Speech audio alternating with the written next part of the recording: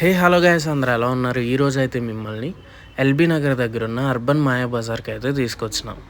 మనమైతే ఇక్కడ స్టార్టర్స్లో కరివేపాకు కోడి గీ రోస్ట్ అయితే ట్రై చేసాం. దీని టేస్ట్ చాలా బాగుంది, క్వాంటిటీ కూడా ఎక్కువే వచ్చింది.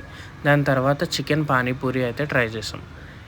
కొత్తగా ఉంది, టేస్ట్ కూడా బాగుంది. ఈసారి వెళ్ళినప్పుడు ట్రై చేయొచ్చు. దాని తర్వాత బటర్ గార్లిక్ చికెన్ బ్రెస్ట్ అయితే ట్రై చేసాం. ఇది మాత్రం మస్ట్ ట్రై ఐటమ్.